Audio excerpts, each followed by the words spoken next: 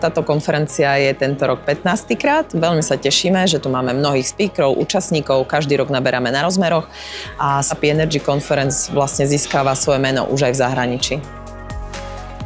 Som príjemne prekvapený, že koľko účastníkov má táto konferencia.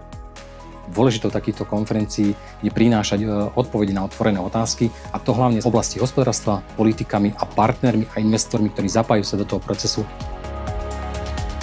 Ak chceme robiť zelenú transformáciu, v prvom rade musíme presvedčiť spoločnosť o tom, že tá zelená transformácia je pre ňu dobrá. Dekarbonizácia nie je na príťaž, skôr chceli by sme poukázať na príležitosti a možnosti dekarbonizácie, akou cestou sa vydať a znižovať uhlíkovú stopu. Pre mňa je to veľmi zaujímavá konferencia, kde sa veľa dozvedám, najmä z toho technologického hľadiska, lebo obnoviteľné zdroje energie sú zdrojom inovácií a potenciálne to môže byť aj zdroj pre zlepšenie konkurencieschopnosti Slovenska. Som mal dnes možnosť prezentovať tému grid forming technológií, ktoré sú možné vďaka technologickým inováciám na úrovni invertorov a batériových úložiskových systémov. Dnes už sa pomaly vyrábajú energetické zariadenia, ktoré by nepočítali aj so zapojením umelej inteligencie. Taktiež sme riešili aj tému energetickej kyberbezpečnosti a zamerali sme sa aj na tému akumulácie. Dotkli jsme se problémů, jako je například problematika připojování nebo nepřipojování akumulace obnovitelných zdrojů třeba do distribuční soustavy.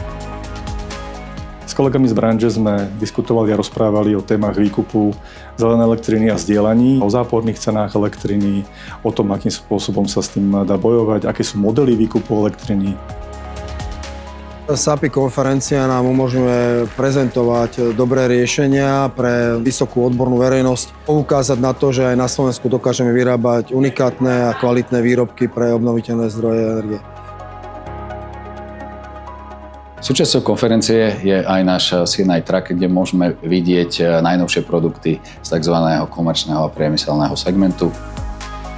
Prvýkrát sme priniesli na Slovensku súťaž SAPI Energy Awards, kde sme oceňovali projekty udržateľnej a obnoviteľnej energetiky v 3 kategóriách: rodinné a bytové domy, podniky a priemysel a verejné budovy. Sme boli prekvapení množstvom veľmi zaujímavých a inšpiratívnych projektov a budeme radi, keď sa ďalší záujemcovia prihlásia na budúci rok.